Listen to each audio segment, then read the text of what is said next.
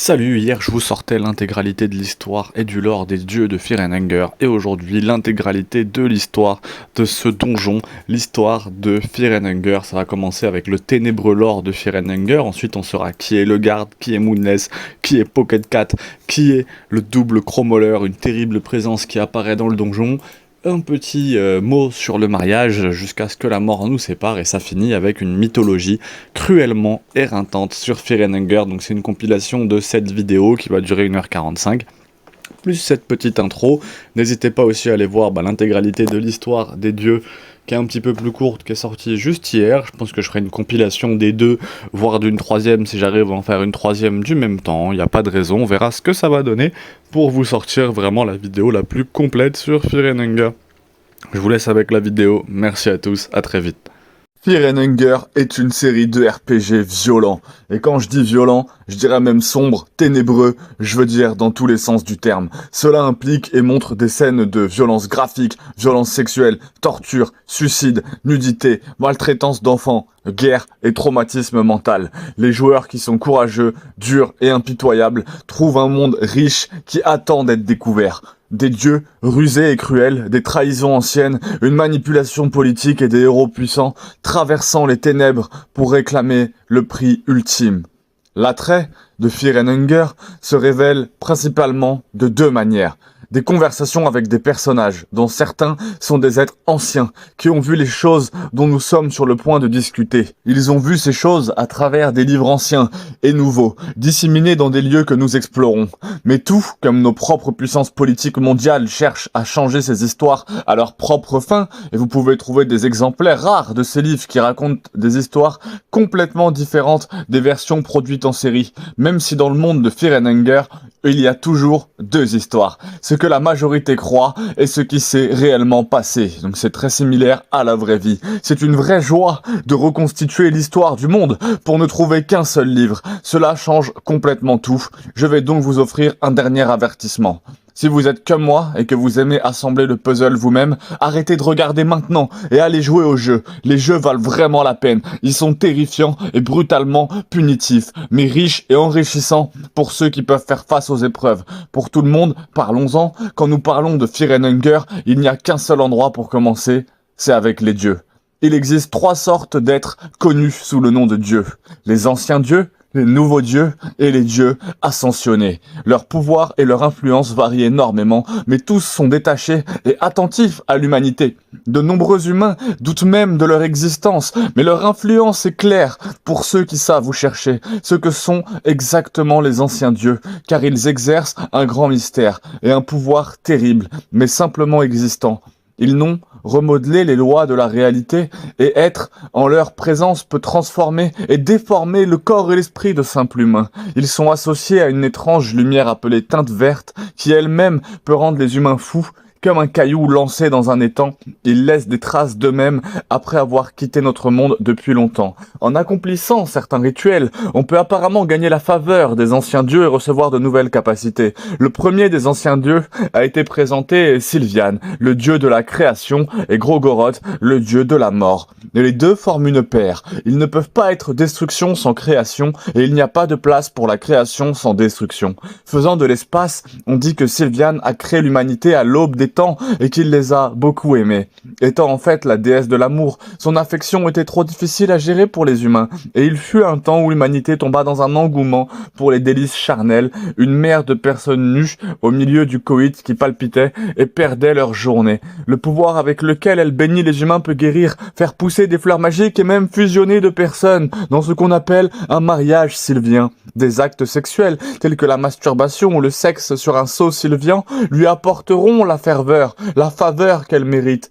Grogoroth, par contre, était exactement le contraire de Sylvian. La destruction qu'il apporte est largement redoutée, mais il est une espèce pure. Il s'abat sur tout le monde de la même manière. Tout le monde meurt, tout se termine et tout se décompose. Il le dit, être plus curieux que les autres anciens dieux, et il porte la peau et les corps de ses victimes pour revivre le sentiment de peur de la magie qu'il confère. Il y a également des sorts puissants et mortels qui permettent à l'utilisateur de diriger ses sentiments négatifs de haine, des attaques mortelles, invoquer un golem fabriqué à partir de son propre sang et même ressusciter les morts dans un état presque insensé. À un moment donné, Sylvian et Grogoroth l'ont fait et le vieux dieu Venushka est né. Il était le dieu de la nature et il incarnait à la fois la création et la destruction. Le tempérament de ce type était changeant. Il pouvait être aussi sauvage qu'un volcan enflammé ou aussi calme qu'un vent doux sur les prairies. Il était en équilibre avec l'humanité. C'est aux hommes de récolter.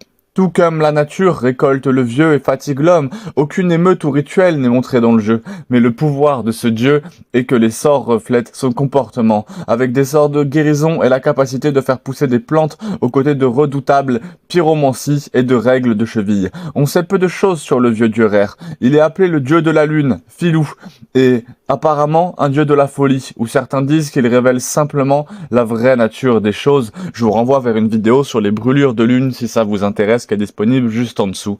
La lune elle-même et son corps observant le monde ci-dessous. Alors qu'il dérive tranquillement, sa présence marque le festival de Termina, un bain de sang de 3 jours pour chaque personne prise dans son clair de lune, qui est le décor du deuxième jeu de la série. Le festival est organisé par un serviteur et porte-parole à Kelly, mais comme nous le découvrons plus tard, il sert secrètement un autre maître. Kelly révèle que Rare a depuis longtemps quitté le monde humain, et malgré sa forte influence, il ne reste que ses traces. À un moment donné, au début de l'histoire, les anciens dieux ont créé l'humanité. Sylvian a demandé à un autre être appelé Vitruvia de concevoir des hommes et des femmes, et Sylvian a ensuite utilisé ses plans pour rendre l'humanité réelle. La Triviale est probablement un autre dieu ancien, mais les informations à leur sujet sont très rares. Un autre dieu ancien, présent dans les jeux, est le dieu des profondeurs. Bien qu'il soit un personnage important dans Fear and Hunger 1, nous savons peu de choses sur lui. Ses adeptes sont également des insectes, des rats, des corbeaux et d'autres vermines. Ce guide est unique, dans le sens où il est physiquement présent, et vous pouvez trouver ses organes répartis dans le donjon. Bien qu'il ne parle pas de la plupart de ces anciens dieux discutés jusqu'à présent, malgré son influence majeure sur le monde de Fear and Hunger, toutes ont disparu au moment des jeux. Les traces de Grogoroth peuvent être combattues dans le premier jeu, et là, ils disent que les anciens dieux sont partis à cause du désir incontrôlé de l'humanité d'affirmer le pouvoir de l'ancien dieu et de tout revendiquer pour eux-mêmes. Longtemps après, les anciens dieux ont créé l'humanité. Un autre dieu n'est pas né tout à fait, un vieux dieu, mais quelque chose de différent. Le fils d'une mère vierge et d'un faux parrain Homir était un homme mortel qui a parcouru le monde avec ses 12 apôtres pour unir le peuple. Les dirigeants corrompus de l'époque avaient peur de sa popularité et l'ont fait condamner à mort par crucifixion. Après quoi, il a été ressuscité et est devenu le premier dieu ascensionné, connu avec sa nouvelle force, unit l'humanité dans son culte, un culte qui reste fort à l'époque actuelle, malgré l'ordre politique mondial qu'il établit.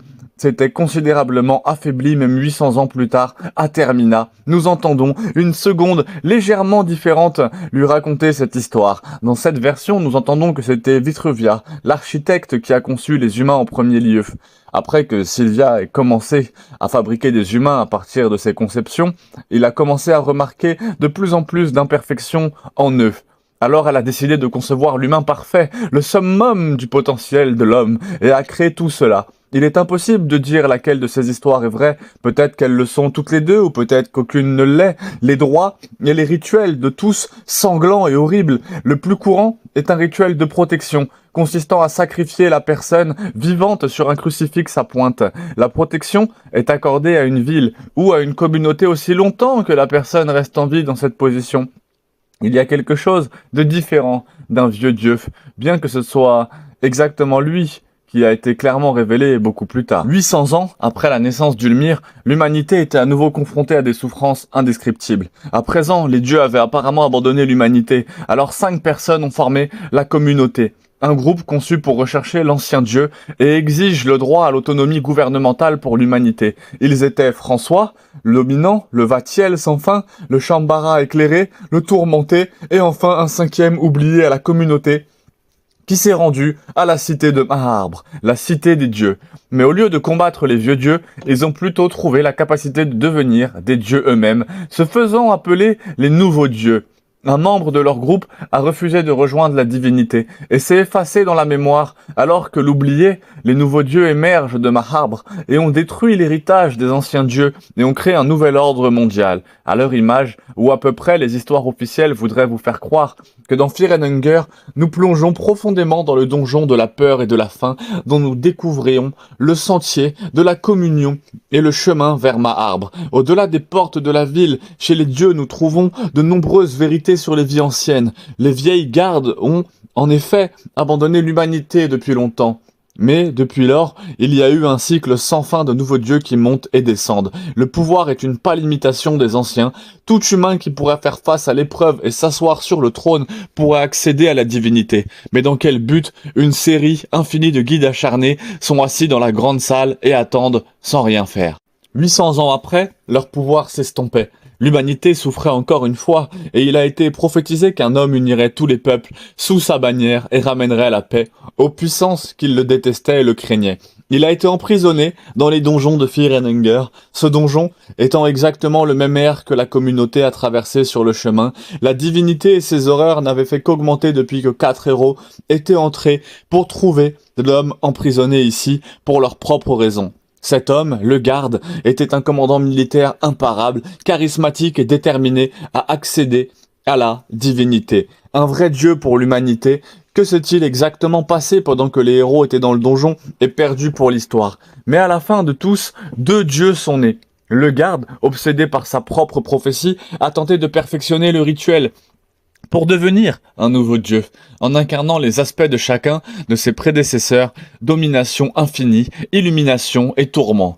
Malgré tout, sauf le processus inhérent pour devenir un nouveau dieu qui était défectueux, et il n'a pas réussi à devenir quelque chose de plus grand que les autres après un certain temps. Le garde a quitté le donjon sous une nouvelle forme, en tant que nouveau dieu, connu sous le nom de Roi Jaune.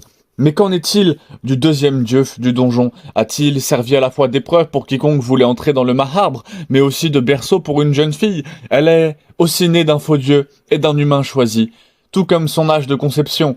Mais elle a passé sa vie dans l'obscurité et la misère. Dans les horreurs du donjon, la petite fille a subi des souffrances indescriptibles, devenant la pure représentation des concepts de Fear and Hunger, non gâchés par même une lueur d'espoir.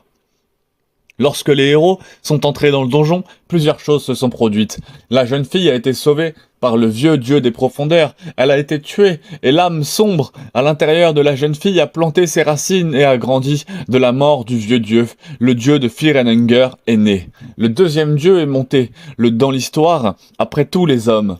Cet événement nous donne une distinction importante dans l'ascension des dieux.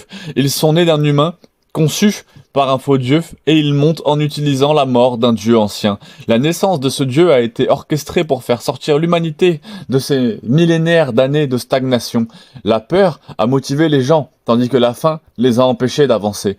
Les difficultés, l'humanité s'est poussée vers de grands progrès technologiques, laissant finalement derrière elle la croyance entre les dieux et la magie. Au fil du temps, les dieux ont disparu de leur mémoire.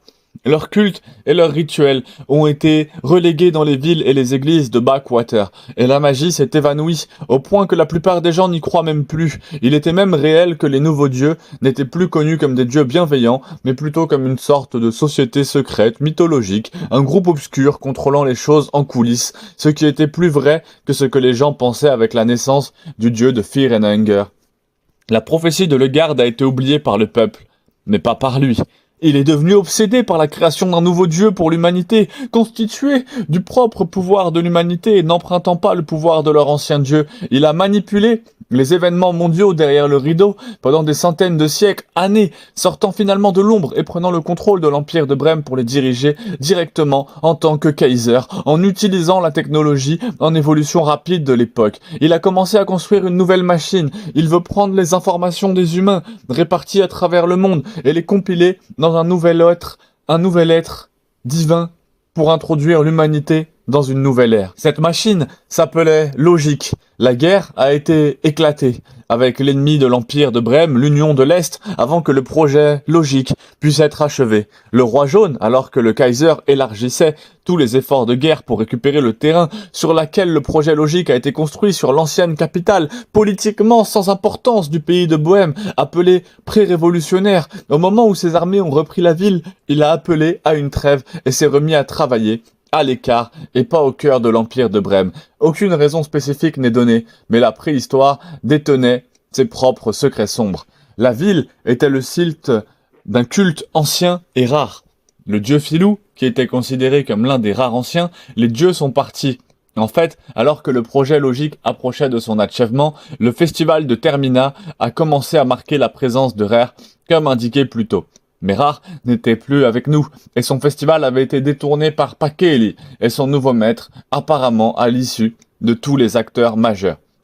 Dieu, à l'insu de tous les acteurs majeurs, Dieu, secret, se tordait sous la surface. Pikeli révèle au concurrent qui lui fait face à Termina qu'il sert le dieu sulfureux caché, un dieu de la douleur et de la souffrance, dont les secteurs infligent la même chose aux autres. D'ailleurs, nous entendons dire que pendant toute son ascension vers la divinité, il s'est débarrassé sa haine et son mal dans les fosses sulfureuses, suggérant que ce dieu sombre a été simplement créé par lui-même.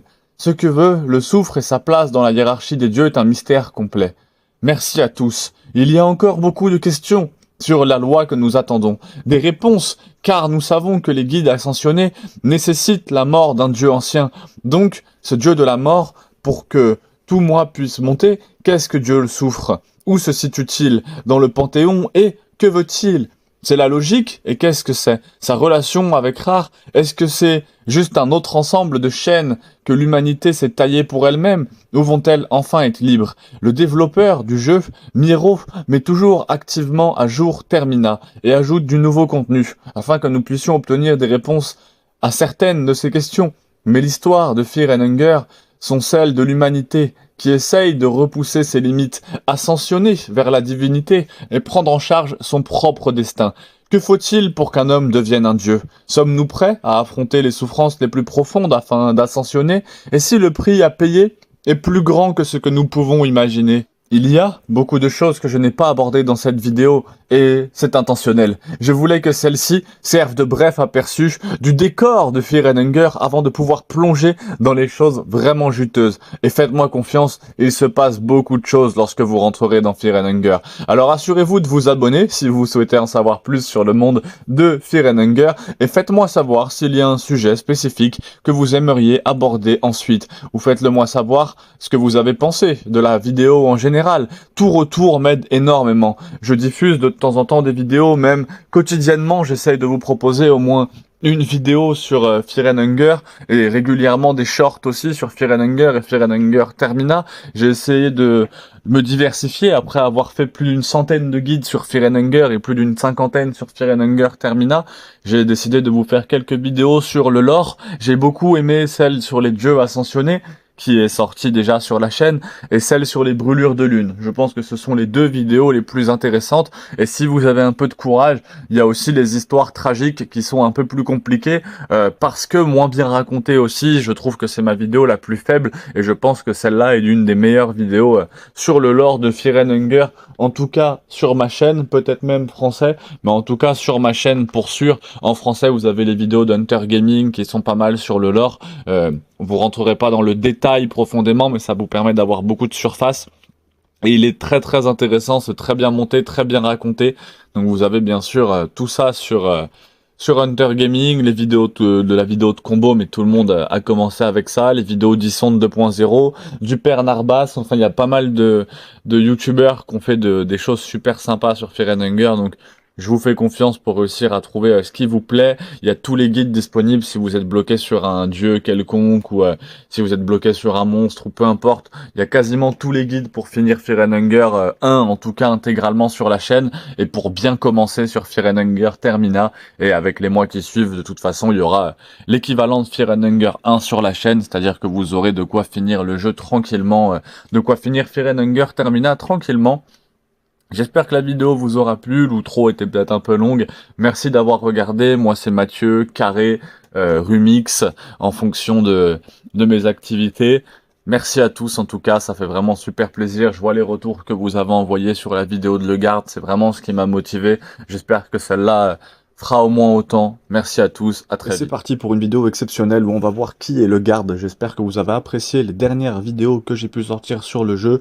La grande partie concernait le lore, donc comme là, aperçu des dieux dans Fear and Hunger, chaîne numéro 1 sur Fear and Hunger, il y a pas mal de trucs sur le lore, brûlure de lune, les explications incroyables, et ça bien sûr la vidéo la plus vue de la chaîne, comment trouver le garde en moins de 20 minutes. Aujourd'hui j'hésitais à vous faire comment trouver le garde en moins de 10 minutes pour faire encore mieux, mais non, on va faire qui est le garde. On a vu déjà qui est Olmer dans une précédente vidéo. Si jamais vous voulez pour les prochains personnages, n'hésitez pas à le mettre en commentaire. Je pense que le prochain, ça sera peut-être Pocket Cat.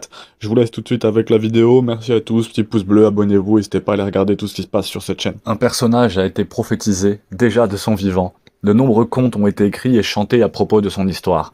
Nous ne savons pas où la prophétie a commencé, mais il va sans dire que tout cela est une erreur. L'homme lui-même est un type curieux, il y a certainement quelque chose de différent chez lui, et quel que soit son rôle dans le plus grand schéma des choses, il a au moins commencé quelque chose de plus grand, les nouveaux dieux, et a posé des questions sur le garde et sa prophétie. Il existe un homme dans l'univers de Fear and Hunger que beaucoup de gens s'efforcent de voir comme un maître. L'homme porte plusieurs noms. L'homme de la prophétie, le capitaine du fils de minuit, le Messie, le roi jaune, le Kaiser, mais le vrai nom de l'homme est celui que la plupart connaissent. L'homme s'appelle le Garde. À l'origine censé être un personnage jouable dans Fear and Hunger, il a plutôt été nommé membre du parti et quelqu'un de très important dans l'univers. Il est possible que la raison en soit que tout le monde veut être comme lui, mais personne ne peut l'être. Le Garde est un homme mystérieux et tout le monde est attiré par lui. C'est en fait l'une des premières choses dont on vous parle dans le jeu de Fear and Hunger. Et votre objectif, peu importe qui vous incarnez, c'est bien de trouver le Garde. Mais qui est le Garde? Vous pouvez bien sûr le demander et je suis là pour tout vous expliquer. Nous savons que l'homme, la légende lui-même, a entendu parler d'un fils de minuit. Le Garde était un roturier à sa naissance, quelqu'un de destiné à rien. Il était cependant quelqu'un qui se considérait destiné à quelque chose de plus grand. Il a, finalement, fondé les Chevaliers du Soleil de Minuit, un groupe de mercenaires dans lequel il trouverait la victoire et la gloire tout au long de sa carrière jusqu'à finalement attirer l'attention du royaume de Rondon. Rondon avait été à l'origine l'idée de recruter sa bande de mercenaires, mais a finalement estimé que c'était trop dangereux à cause de la confiance que les hommes de Le Garde ont pour lui. Vous voyez, il est incroyablement charismatique, et comme les enfants le disent, il est beau. Certaines personnes disent que sa beauté correspond même à celle des dieux. Il est mince, avec de longs cheveux roux. Il a une capacité presque surnaturelle à attirer les gens en raison de son charisme. Il est presque comme un chef de secte. Finalement, le Garde a entendu parler de la prophétie qui racontait la naissance de Lagguard, celle qui disait qu'il serait devenu quelque chose d'étonnant. Cette prophétie, bien sûr, n'était pas réelle. Ce n'est pas une vraie prophétie faite par quelqu'un qui était clairvoyant ou quoi que ce soit, elle a juste été inventée. Prétendant ne pas croire aux prophéties, il a commencé à croire lentement à la prophétie lui-même, pensant qu'il n'était pas destiné à être roi, mais à être un dieu. Il croyait auparavant qu'il était destiné à la grandeur, mais maintenant qu'il était sûr, il était destiné à devenir un dieu, il a commencé à étudier. Il a découvert, il y a environ 700 ans, 4 ou 5 personnes sont allées dans un certain donjon et ont trouvé une ville ancienne. Ils sont devenus des dieux en pensant qu'ils pourraient devenir un dieu encore plus grand. Ils ont trouvé la clé dont il avait besoin pour accéder à la ville. La clé s'appelait le cube des profondeurs. Il a découvert que ce cube se trouvait dans une petite ville, la plus ancienne, juste avant d'attaquer le village. Il s'assoit avec Ders et explique qu'il pense que la prophétie est vraie. À propos de lui, c'est idiot. Le Garde prend ses prestigieux chevaliers du soleil de minuit et assassine d'une manière inhabituelle et brutale tout le monde dans le village pour trouver ce cube rondant, en utilisant cette opportunité. Accusé, le Garde, pour meurtre ou quelque chose comme ça, je ne sais pas comment ils l'ont accusé, mais on suppose que 500 chefs d'accusation de meurtre ou quelque chose comme ça, et ils l'ont jeté dans le cachot horrible de Fear and Hunger. Quelques jours avant cela, le Garde a reçu la visite dans un rêve d'une belle femme et a conçu un enfant, dont le rêve de cette belle femme pourrait être un nouveau dieu. Son plan était de s'imprégner de l'homme de la prophétie pour donner naissance à un enfant, pour prolonger son règne. Nous parlerons un peu plus tard dans le donjon de Fear and Hunger. Donc, en gros, c'est un peu l'histoire d'amour entre Nilviane et le Garde qui ont donné la petite fille. Le Garde est dans la partie la plus basse. Le garde a été déposé ici à la demande d'une grande prêtresse, à cause d'un bourreau nommé Troture, qui faisait des choses ignobles à le garde. Pourquoi le grand prêtre se souciait-il tant de le garde, de le garder en vie? C'est bizarre. Mais quoi qu'il en soit, nous ne savons pas exactement pourquoi, quand votre personnage a été créé la première fois, le garde, s'il est vivant, parlera d'amnésie. C'est faux, pour atteindre son véritable objectif de devenir le dieu dont nous parlerons ici dans une minute. Cela nous amène finalement aux événements du premier jeu de Fear and Hunger. 4 personnes entrent dans le donjon de Fear and Hunger à la recherche de le garde, presque au même moment. Il y a Kahara, un mercenaire qui essaye d'aider le garde pour de l'argent, Enki, un prêtre noir qui a appris la prophétie sur le garde et qui lui veut en savoir plus sur les anciens dieux, Ragna, un homme qui habite la ville que le garde a pillée pour le Cube of the Deep, le cube des profondeurs, et il cherche à se venger, puis surtout, Ders, prononcez-le comme vous voulez, mais c'est un soldat de haut rang des chevaliers du soleil de minuit de le garde. Elle est amoureuse de lui, pas comme les autres chevaliers. Même si elle est vraiment amoureuse et vénère le garde, maintenant vous pouvez jouer au jeu comme vous le souhaitez, et il y a des tonnes de fins qui ne sont pas canoniques, mais je dirais que ce nous savons. Bien sûr, cela se produit en fonction des événements de Fear and Hunger, et dans Fear and Hunger 2, premièrement, quelqu'un emmène l'enfant du nouveau dieu de Niviane et de le garde dans les profondeurs du donjon, et elle devient le dieu de la peur et de la faim, faisant du Sindou techniquement le père d'un dieu qui vit également le garde à travers tous les événements du premier jeu. L'ascension vers la divinité n'a pas de la façon dont il le souhaite. Le Sindou est tué d'une manière ou d'une autre avant de pouvoir monter. Puis Ders, dont nous avons parlé un peu plus tôt, trouve un sort tabou utilisé pour ressusciter les morts. Elle le fait en utilisant le sien, du sang, et ravive le Sindou bien qu'il ne soit plus le même leader et charismatique qu'il était autrefois. Il est maintenant un homme assoiffé de sang et assez insensible. Il monte ensuite à la divinité et se surnomme le roi jaune, le Yellow King. Il convient de le noter cependant dans une étrange fin de canon. Le garde ne le fait pas mourir du tout et atteint l'enfance comme il le souhaite, devenant le parfait roi jaune. Après quoi, il peut être tué par le joueur ou le joueur peut s'incliner devant lui et il deviendra presque comme un messie dans le monde réel, unissant tous dans les pays de guerre. Cependant, ce n'est pas un canon, il ne monte pas dans le vrai roi jaune, mais comme une fausse imitation de le garde. Maintenant, le faux roi jaune survit aux événements du premier jeu et va établir un nouvel empire, l'empire de Brême, dans lequel il commence à s'appeler encore une fois quelque chose de nouveau, le Kaiser. Après des centaines d'années, commence à se calmer. Ses objectifs deviennent moins vaniteux. Et il essaye une fois de plus de changer le monde. Il attaque plusieurs autres pays au milieu des années 1900 pour établir un nouvel ordre mondial.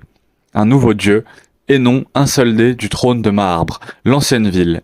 Mais née de l'effort collectif de l'humanité et des efforts humains seuls, la machine logique de Dieu, encore une fois, réussit pas exactement de la manière dont l'on souhaite. Ce qui, tout comme dans son histoire, il obtient toujours ce qu'il veut, mais c'est toujours une bâtardisation de ce qu'il veut vraiment. Quelqu'un d'autre devient la machine, la logique de Dieu, pas lui. Mais le fait qu'il ne soit pas aussi égoïste qu'il l'était autrefois ne l'a pas bouleversé avant que le combat ait lieu. Il tue également 2 des candidats à la fin, étant Pab et Auguste, qui veulent tous deux tuer le Kaiser pour leurs propres raisons, après avoir combattu le garde dans les profondeurs du bunker blanc, où la machine Dieu est née dans Fear and Hunger pour qu'il ne disparaisse pas mort, mais au moins disparu. C'est la fin de l'histoire de le garde pour l'instant. Nous ne savons pas où il est allé, ni s'il sera même dans le prochain Fear and Hunger. Il pourrait même être à nouveau le méchant principal dans Fear and Hunger 3. Il y a quelques autres choses à propos de le garde. Il convient de mentionner qu'un homme éclairé, qui est vivant depuis des centaines d'années, dit que la prophétie de le garde n'est pas réelle, mais intéressante. Néanmoins, ce qu'il fait qu'il pense que c'est juste, mais ce n'est pas juste, mais encore une fois, ce qu'il fait est intéressant pour la philosophie, et également intéressant, et une chose avec laquelle je suis étrangement d'accord, c'est que tous ces idéaux sur la raison pour laquelle il fait cela sont décrits juste avant la fin non canonique où il devient le vrai roi jaune. Avant de monter dans, dirait-on, le grand des hauteurs pour unifier la terre, pour amener la nouvelle ère, j'ai besoin de ce pouvoir. La force des rois et des reines ne suffit pas. J'ai besoin de plus, de quelque chose qui dure, au-delà de moi. Pensez-vous que l'un des livres d'histoire des grands royaumes parle de se tenir sur des fondations pures, étaient tous construits sur l'effusion de sang et de violence, et s'il existait un moyen qui n'exigerait pas que des milliers de soldats des camps opposés déchiquetent leur vie, et si un grand royaume n'exigeait qu'une seule âme pour succomber aux ténèbres, une seule âme pour être entachée. Peu importe ce que les gens au pouvoir, Tout ce qui est au pouvoir en général n'est jamais construit sur de bonnes personnes. Chaque roi, chaque royaume, chaque pouvoir est toujours enlevé injustement aux gens. Le garde dit que si une seule personne doit être si mauvaise que tout le monde peut être épargné. Que le maléfique le garde fasse exactement cela dans mon esprit, ça a du sens. Mais c'est juste ma philosophie, bien sûr. Tout le monde a des visions du monde et des opinions différentes sur le garde. Même le créateur de Fear and Hunger dit que le garde est l'un de ses personnages préférés en raison de son histoire tragique, et il est également l'un de mes personnages préférés. Juste quelque chose avant la fin de la vidéo. Le garde est la seule personne de votre groupe que vous pouvez contrôler et qui ne sera pas affectée par les effets néfastes de l'épée mid-rolling, le miasme. La pire dans Fear and Hunger, dans la peur et la faim, c'est peut-être parce qu'il est inhabituellement ambitieux et mentalement fort, peut-être parce qu'il a une sorte de protection divine que nous ne connaissons vraiment pas. Une dernière chose, le garde est évidemment inspiré par le personnage de Griffith dans le manga animé, la série et Berserk. Si vous l'avez déjà lu ou vu, vous pouvez voir les parallèles évidents entre le garde et Griffith. Ils sont tous les deux comme roturiers et sont très charismatiques. Ils font tous deux une erreur une fois et sont capturés et torturés à cause de cela. Ils deviennent tous deux des dieux d'une certaine façon, et bien sûr le créateur de Fear and Hunger a dit que le garde est évidemment inspiré par Griffith. Griffith est aussi mon personnage d'animé préféré de tous les temps. Alors moi c'est pas forcément mon cas, mais c'est le cas de celui qui a écrit une grande partie de la vidéo, Pug SR. Mais c'est vrai que c'est un personnage très très agréable, Griffith. Je suppose, Griffith pense c'est le personnage le mieux écrit de tous les temps dans l'anime et le manga. Donc je pourrais en avoir. Des préjugés envers le garde ne semblent pas aussi humainement mauvais que Griffith, même si de toute façon, j'apprécie tout le soutien que j'ai reçu et j'aime chacun d'entre vous. Merci à tous d'avoir suivi cette superbe vidéo, j'espère que ça vous a plu. Comme à chaque fois, bien sûr, ça a inspiré de vidéos anglaises justement sur Fear and Hunger, ça m'aide moi-même en fait à avoir ma compréhension du lore. Donc là, encore inspiré de Pug SR, comme l'ancienne vidéo justement aperçue des dieux de Fear and Hunger, donc gros big up à lui. Je pense pas qu'il verra ça vu que la vidéo elle va faire 50 vues. Force à tous, Griffith, c'est vrai que c'est un personnage qui est très intéressant. Si vous avez aimé Fear and Hunger, je vous invite à aller regarder Berserk, parce que c'est vraiment un personnage qui est surprenant, assez cool, il y a vraiment pas mal de choses à dire dessus. Donc je pense que c'est pas trop mal déjà là pour en bonne première aperçu sur le garde. Mais effectivement, le garde, c'est un personnage très particulier, qui est ni gentil ni méchant, ou qui est, moi, j'aurais tendance quand même à pencher un peu de la balance des méchants, un peu comme Griffith, mais le monde est pas ni tout noir ni tout blanc, donc c'est toujours, ça amène forcément une réflexion nuancée. Mais voilà, si je devais prendre un parti, j'aurais peut-être tendance à dire qu'il est un peu plus dans les mauvais, mais honnêtement, c'est débattable. Je pense qu'il y a autant d'arguments qui vont dans un sens que dans l'autre. En tout cas, j'espère que la vidéo vous aura plu. N'hésitez pas à vous abonner, à mettre un petit pouce bleu. Comme je disais au début, la prochaine, ça sera sûrement sur qui est Pocket Cat ou qui est Rare, qui est Grogoroth. Franchement, il en reste pas mal à faire. Bien sûr, encore une prochaine vidéo sur 20 shorts condensés sur Fear and Hunger. Donc, il y a pas mal de trucs qui vont sortir. Abonnez-vous, pouce bleu. Fear and Hunger est un jeu dans lequel vous n'aurez généralement jamais besoin de remettre en question le danger que représentent réellement vos ennemis. S'ils semblent menaçants et déterminés à vous matraquer, généralement, c'est une règle de base, évitez-les, ça va vous sauver la vie. À plusieurs reprises. Et pourtant, si vous adoptez exclusivement cette approche, vous courez le risque de ne plus jamais pouvoir débloquer l'accès au compagnon le plus inhabituel que vous trouverez dans le jeu. Je parle bien sûr de Moonless, un loup muté que votre personnage considère automatiquement comme Moonless, sans lune, bien qu'il ne soit pas le plus fort, compagnon que vous pouvez recruter dans les jeux. C'est une créature à la base qui vous attaque. En fait, initialement, Moonless a tendance à gagner le cœur des joueurs dans la mesure où ils recommenceront les parties au cas où elle mourrait, ce qui, dans Fear and Hunger, signifie souvent perdre une quantité importante de la progression étant donné que le jeu vous interdit de sauvegarder régulièrement. Mais si vous enquêtez sur les circonstances de la création de Moonless, vous découvrirez qu'elle est bien plus qu'une anomalie apparente pour toutes les tendances dont nous avons déjà été témoins. L'affichage du donjon fournit un aperçu crucial dans la façon dont les donjons se transforment. Les processus fonctionnent réellement. Moonless est un personnage que vous pouvez rencontrer après être descendu dans les cavernes et après avoir tenté de traverser le pont. Alors elle tentera d'abord de combattre le joueur, mais si vous lui donnez 2 morceaux de viande pourrie, elle cessera complètement de se battre et suivra loyalement le joueur, de plus en plus profondément dans le donjon. Et j'adore cela, car ça fait référence à une technique que vous pouvez utiliser avec les chiens à mâchoire dentelée. Les mâchoires dentelées, malgré leur apparence de chien, sont la chose la plus éloignée des chiens ordinaires que vous pouvez rencontrer, attaquant vicieusement le joueur.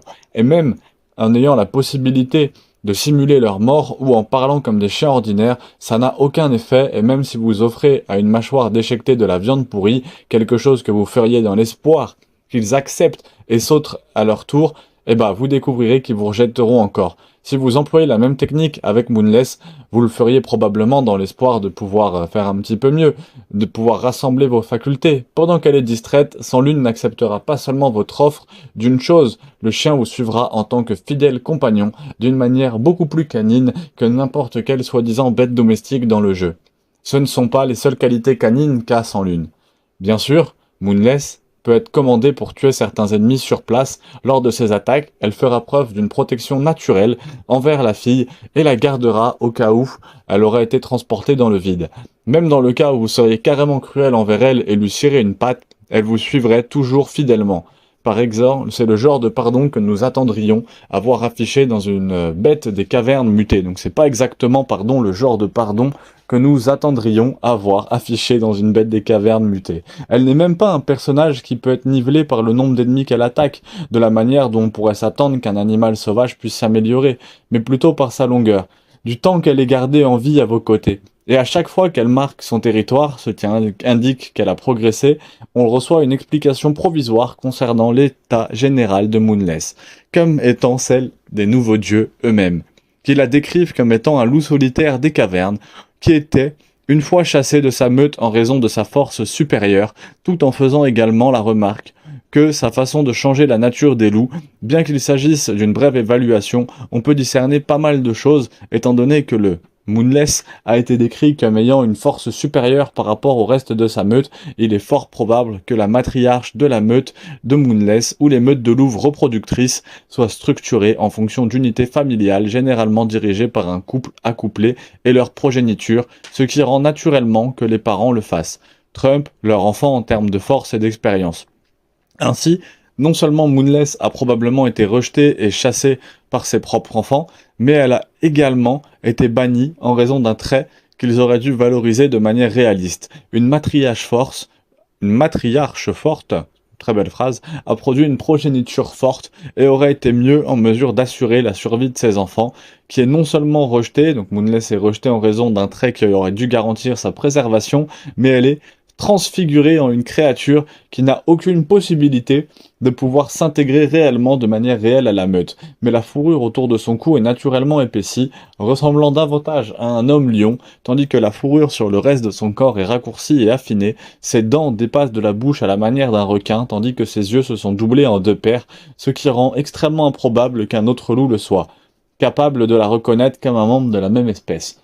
Bien que certains animaux acceptent d'autres animaux présentant des mutations ou des difformités, comme les orques, il est peu probable que Moonless soit en mesure de trouver un partenaire capable de la reconnaître comme un loup, et préfère sa compagnie à celle d'un loup d'apparence ordinaire, condamnant une créature si profondément sociale qu'elle dépend de ses liens sociaux pour survivre jusqu'à un isolement permanent.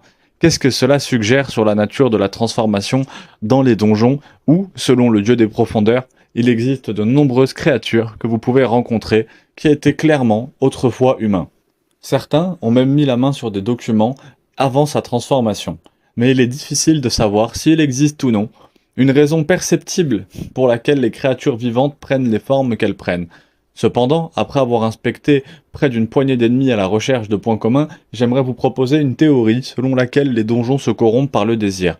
Prenons le Crower par exemple, ou le double Cromoleur.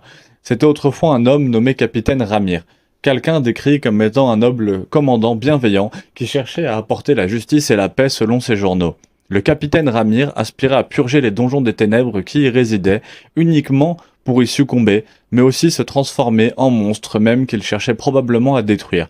Un monstre si vicieux, implacable dans ses attaques, il empêcherait toute autre âme ambitieuse de tenter d'obtenir le même résultat. Il y a aussi les embardés nocturnes qui se révèlent être des personnes qui utilisent leur désir pour blesser les femmes, et qui ont donc été privés des 2 sens qui leur permettraient de le faire efficacement, leur vue et leur sens du toucher non seulement complètement aveugles, mais leur corps est couvert d'épines acérées, ce qui, on va se l'avouer, ne doit pas être très romantique. catégorique.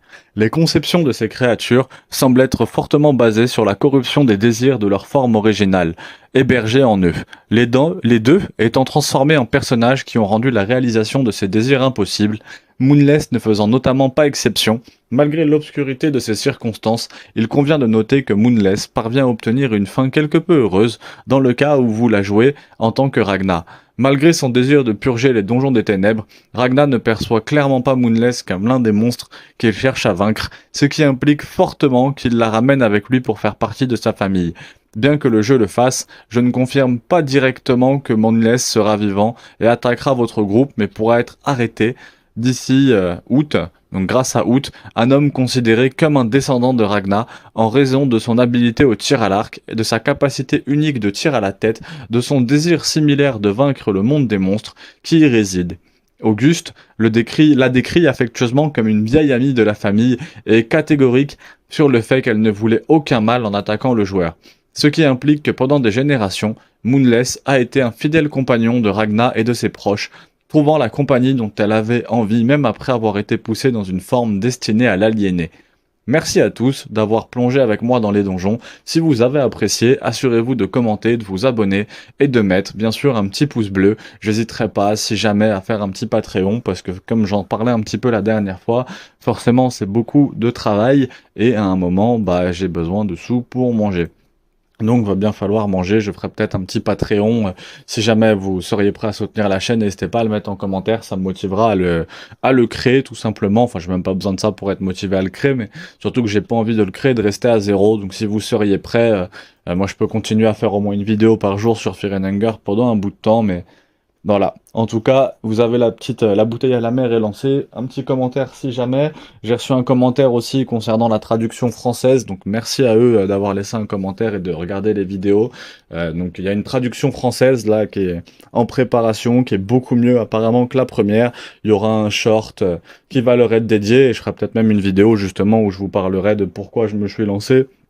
Et ça permettra en même temps de parler de cette traduction française, parce qu'à la base, moi j'ai fait toutes ces vidéos parce que personne ne les a faites en français, hein, tout simplement. Donc traduction là de Lucky, The Making of Moonless. Donc là, nous, ça va donner comment Moonless est apparu.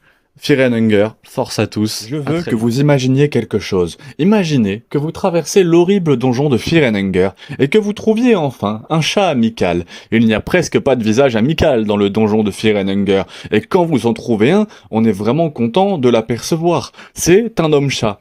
Il a l'air amical. Il a une bonne élocution. Il a de la conversation. Donc vous lui parlez. L'homme, qui parle avec beaucoup d'éloquence, sera très poli, et il posera des questions étranges sur la situation dans laquelle vous vous trouvez. Il vous posera des questions sur votre journée, et vous dira que c'est un peu étrange comment la vie fonctionne. Monsieur, c'est le jour le plus terrifiant de ma vie, je joue à Fear and Hunger. Au moins, c'est un bon gars, n'est-ce pas? C'est bon de voir enfin un visage amical, Dieu merci. Quelqu'un qui est normal. Lui, il veut des enfants. Enfin... il veut que tu lui échanges des enfants contre des objets. Soit il prendra la petite fille parce qu'il veut servir son dieu, et il ferait mieux d'en parler plus tard, ou il prendra l'enfant démon, que vous pouvez créer à partir d'un certain sort. Mais il vous donnera une clé mort pour eux, qui est quand même une épée vraiment cool. Alors peut-être que ça vaut le coup, peut-être que ça ne le vaut pas. Mais qui est cet étrange chat? Pocket Cat? Eh bien, c'est une question très très compliquée. C'est pourquoi je suis ici pour vous parler de l'individu félin titulaire, connu sous le nom de Pocket Cat, chat de poche. Avant le début de la vidéo, cette vidéo a nécessité beaucoup de recherches et beaucoup de problèmes, car le Pocket Cat est une telle énigme, donc j'apprécierais réellement que vous likiez la vidéo, que vous mettiez un petit commentaire, un petit partage. N'hésitez pas à vous abonner pour plus de vidéos sur Fear and Hunger, parce que ça me ferait vraiment plaisir, et n'hésitez pas à aller regarder toutes les autres vidéos que j'ai pu faire, aussi bien en termes de guide qu'en termes de lore, surtout celles en termes de lore, elles m'ont nécessité pas mal de travail, tous les guides ont l'air de bien monter par eux-mêmes, n'hésitez pas à aller faire le tour de tout ce que je propose sur cette chaîne, je pense que vous trouverez forcément des choses intéressantes. Enfin bref. À propos, je voulais faire une vidéo un petit peu plus longue, comme mes vidéos originales sur Fear and Hunger et Fear and Hunger 2, alors abonnez-vous si vous ne voulez pas manquer cela. On revient tout de suite dans Fear and Hunger.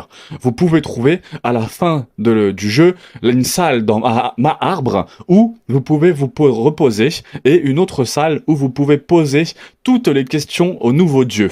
Toutes les questions que vous voulez à votre guise. Lorsque vous interrogez les nouveaux dieux à propos de Pocket Cat, ils diront que c'est un serviteur du dieu de trêve, de la lune. Ses motivations résident dans un chemin tracé par le dieu le plus ancien. Malheureusement, même nous ne comprenons pas ces manières mystérieuses. Donc, d'une manière ou d'une autre, les dieux connaissent à peine le Pocket Cat.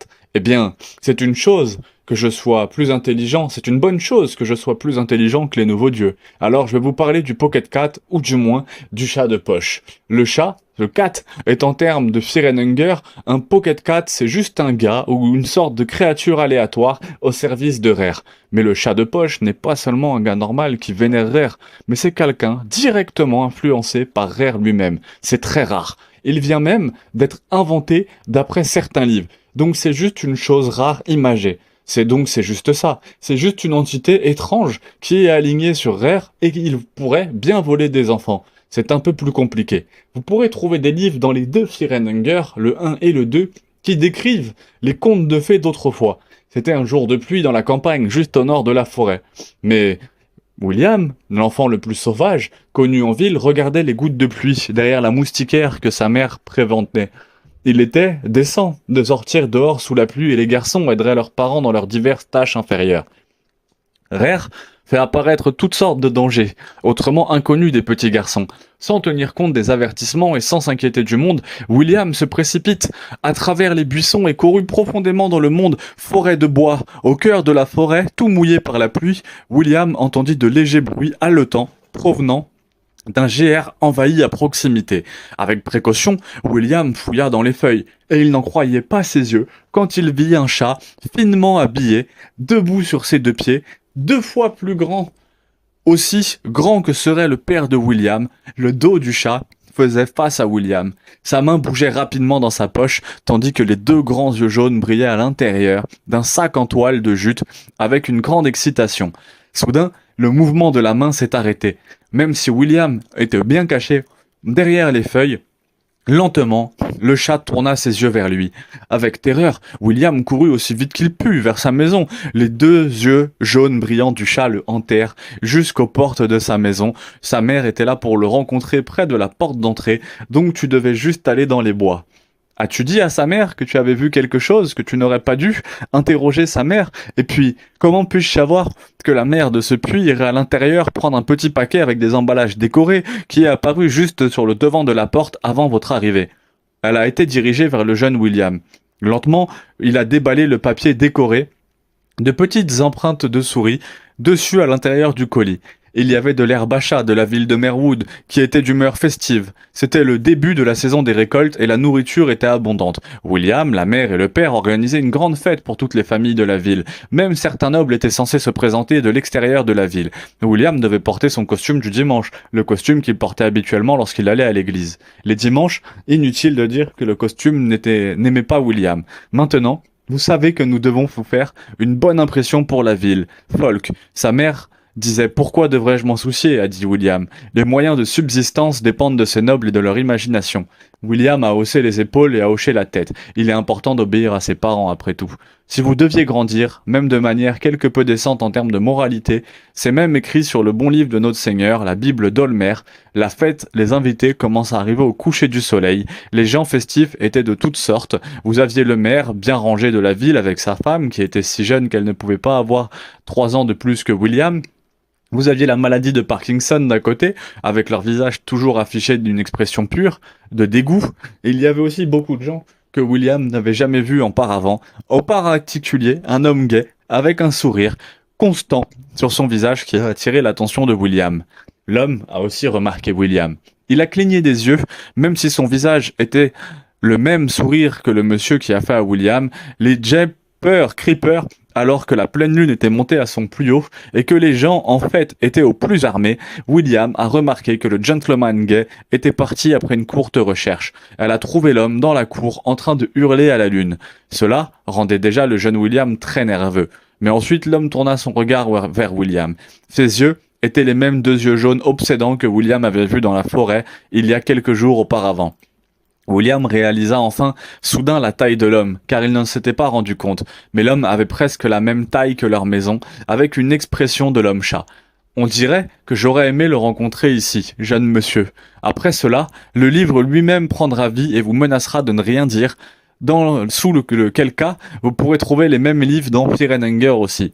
Mais cela ne prendra pas vie comme dans le premier jeu. Le Pocket Cat est tout sauf compréhensible. Rare, le dieu de la lune et le dieu des astuces, n'est pas vraiment connu pour créer des choses qui ont du sens. Du moins, pas pour que nous puissions comprendre le Pocket Cat. Surtout que dans Fear and Hunger, comme je l'ai dit plus tôt, il vous proposera de vous débarrasser des enfants contre de très bons articles. De si bons articles que vous risquez d'oublier votre moralité juste assez longtemps pour conclure l'affaire. Mais qu'est-ce que le Pocket Cat fait avec les enfants ? Eh ben, il y a 3 choses qui auraient du sens. Vous pourriez simplement les tuer, ce qui est fort probable. Il est également possible qu'il les mange, comme il semble dans un flashback random. Mais il y a une 3e chose que je ne préfère pas mentionner pour la monétisation. C'est aussi possible que tout ait un sens. Cependant, si vous lui amenez spécifiquement la fille du donjon, celle qui finira par devenir le dieu de Fear and Hunger, il s'intéressera particulièrement à elle. Et étonnamment, pas pour la raison que vous pensez dans votre petit style. Il s'intéressera tellement à elle qu'il te menacera même s'il sait que tu l'as et que tu l'as déjà refusé. Bien, pourquoi s'intéresse-t-il autant à la petite fille? Sinon pour ça, eh bien c'est parce qu'il sait ce qu'elle est, ou qu'il vaut mieux dire qu'il sait ce qu'elle deviendra, en la regardant simplement à quel point je l'ai dit plus tôt. Le Pocket Cat est un serviteur du dieu Rare de la lune, qui se trouve être le seul vieux dieu qui déteste vraiment les humains. Donc l'idée qu'une petite fille humaine devienne un dieu ascensionné est très déplorable aux yeux de Rare. Donc Rare ferait n'importe quoi, même avec un Pocket Cat malade sur vous, mais seulement un Pocket Cat, et si le dieu de Fear and Hunger est une telle menace chez Rare, les yeux n'en voyant qu'un Pocket Cat, après que vous disiez quelque chose sur la confiance Rare que le dieu de la lune lui-même a en ce chat de poche, ce qui signifie que ce Pocket Cat est quelque chose de terriblement puissant et dangereux malgré cela. Vous ne pouvez pas réellement le combattre dans le premier Fear and Hunger. En tant que proche, le Pocket Cat est en fait un gentleman, comme il le dira lui-même. Et il semble même que si vous lui parlez, il parlera de manière très polie. J'imagine qu'il ressemble à Austin Power. J'ai une idée qui nous amène aussi à Fear and Hunger dans ce domaine. Le Pocket Cat revient dans Termina. Et là, il vole un enfant. Je sais que c'est un méchant mec, mais c'était une bouffée d'air frais de le voir un visage familier dans cet horrible paysage qu'est Fear and Hunger Termina. Il est d'accord avec toi en disant quelque chose de similaire. Pocket Cat te reconnaît. Il reconnaît pas le personnage avec lequel tu joues, mais il te reconnaît toi. Il fera même référence à des événements réels, comme en disant des choses que les gens sont devenus fous et ont acheté une tonne de papier toilette et sont restés à l'intérieur, et ainsi de suite.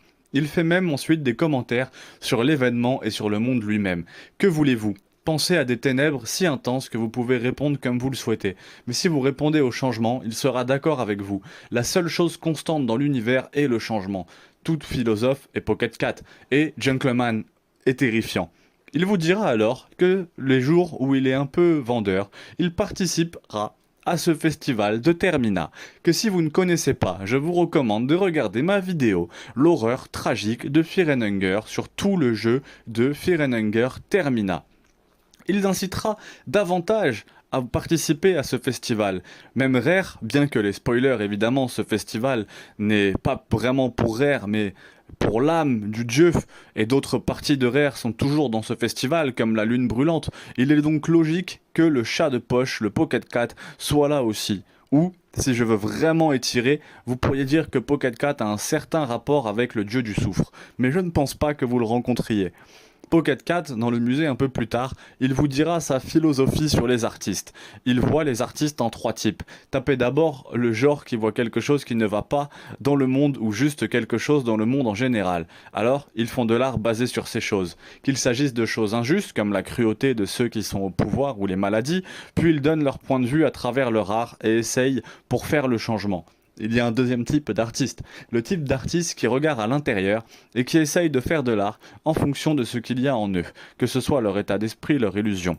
Puis il y a un troisième type d'artiste, celui qui commence une œuvre d'art et puis va laisser leur art suivre le courant. comme vous le voulez. Ils n'ont aucune idée de comment l'art va finir, mais ils laissent simplement l'art se produire. Maintenant, même si je travaille dur sur ce petit podcast, je n'ai aucune idée de ce à quoi il fait référence ici. Je comprends ce qu'il dit, mais je ne sais pas pourquoi il le dit. Ce n'est clairement pas seulement ici que ce n'est clairement pas la seule raison que le créateur puisse exprimer son point de vue sur l'art. Il y a une autre raison pour laquelle Pocket Cat dit cela, dans une plus grande tradition, dans quelque chose d'un peu plus profond. Mais qu'est-ce que c'est ? Si vous avez une idée de ce que dit Pocket Cat sur l'art comme ça, s'il vous plaît, faites-le moi savoir en commentaire. Parce que c'est très très prenant et sincèrement on n'a pas encore la réponse à ça, donc n'hésitez pas à mettre vos théories en commentaire. Faites-moi savoir ce que vous pensez dans les commentaires sur la raison pour laquelle il nous donne ce méta-commentaire sur le travail artistique. Après tout cela, mais passons à la partie la plus difficile pour comprendre Pocket Cat. Comment va-t-il, ou devrais-je dire, comment est-il né ? Vous pensez qu'il est juste engendré comme n'importe quelle autre créature rare, comme le Mambo ? Mais c'est différent. Parlons du dieu de la lune, rare. Il y aura une vidéo consacrée à lui, car la lumière a le pouvoir de vous transformer en quelque chose de différent. Certains pourraient dire que ça vous a transformé en quelque chose de pire, comme la pire version de vous-même, qui est aussi une très belle vidéo sur ma chaîne. Fear and Hunger Termina vous fait devenir le pire vous. Mais que se passe-t-il si cette personne est complètement vide, sans aucune version pour se transformer en quelqu'un encore plus bas ? Et bah cela nous amène à Dan, un personnage jouable dans Fear and Hunger Termina, et quelqu'un dont nous venons de parler, qui est déjà complètement au fond et possède l'âme vierge. Si vous en voulez en savoir plus sur les âmes et le calendrier de naissance de Fear and Hunger Termina et quelles âmes vous obtiendrez, vous pourrez regarder ma vidéo qui sortira bientôt, donc n'hésitez pas à vous abonner sur les âmes dans l'univers de Fear and Hunger Termina, sinon il va falloir passer sur les vidéos anglaises, donc n'hésitez pas à vous abonner et à mettre un commentaire comme quoi vous attendez cette vidéo sur les âmes. Dan est complètement vide et au plus bas. Alors qu'est-ce que cela a à voir avec Pocket Cat ? Eh bah, quand vous voyez la lune qui brûle, contrairement aux autres concurrents, qui craque et qui se retourne en un monstre ou une version maléfique d'eux-mêmes, il se transforme en nul autre qu'un Pocket Cat. Une fois de plus, vous vous retrouvez dans un gouffre familier de désespoir. Vous avez essayé de vous extraire de ce trou misérable encore et encore. Il est peut-être temps d'accepter l'inévitable. Peut-être que la maison de Dan, depuis le début, c'est Pocket Cat, et vous étiez censé tomber ici toutes ces fois, parce que, avouons-le, vous ne vous êtes jamais vraiment senti bien lorsque vous étiez parmi ces foules souriantes. Est-ce que vous vous êtes toujours senti comme un étranger, comme si vous étiez juste un spectateur, regardant à quoi ressemblait la vie dans le soleil ?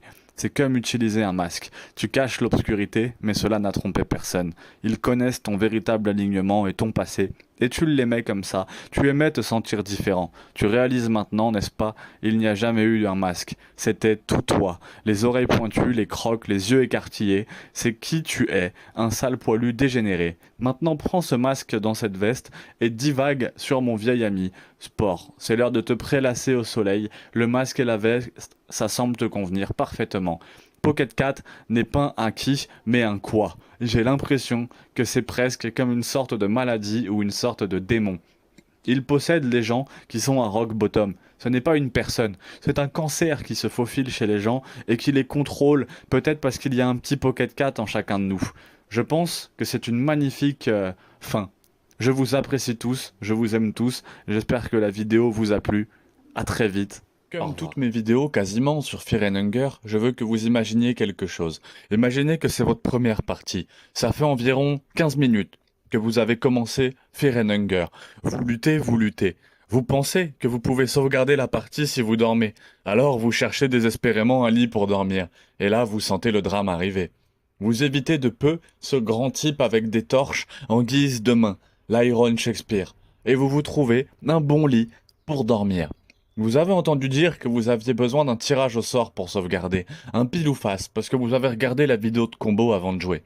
Donc, vous vous y préparez mentalement. Vous dormez et il n'y a pas de pièce. Vous vous réveillez après avoir sauvegardé et êtes d'accord avec le message. Vous avez senti que quelqu'un vous regardait pendant que vous dormiez. Un peu paniqué, vous continuez un peu votre exploration. Vous revenez pour sauvegarder à nouveau et cette fois, vous êtes accueilli avec un tirage au sort. Et si vous échouez, réveillez-vous pour voir cet homme étrange, sans aucune certitude, dans un corbeau, devant vous, avec un bruit effrayant, Il vous attaque sans pitié, c'est le modèle de corbeau qu'il commence à combattre, avec des attaques très dangereuses, telles que Maul qui vous brisera les membres et vous découpera la tête. Cela réduira votre santé de manière quasiment permanente, car avec un membre en moins, le jeu Fear and Hunger devient vraiment très compliqué. Si vous n'êtes vraiment pas chanceux, l'un des seuls mouvements instantanés du jeu, sans utiliser un lancer de pièces, et l'attaque pique, qui tuera instantanément un membre de votre groupe.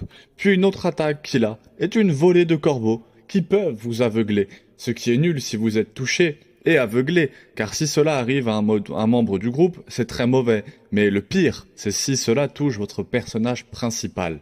Car même si vous gagnez le combat, toute votre partie est désormais inutile, car vous ne pouvez plus voir presque l'écran entier, tout devient une superposition noire qui rend les choses impossibles à voir, entre guillemets, quand le Chromauler, quand cet oiseau corbeau vous rend aveugle, vous devenez vraiment aveugle dans le jeu. L'une de ces trois attaques peut instantanément rendre tout un jeu inutile.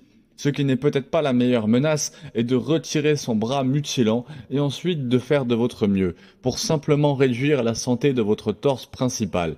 Donc c'est assez compliqué, il y a un guide entier pour battre aussi bien le Chromauler que le double Chromauler qui sont disponibles sur ma chaîne.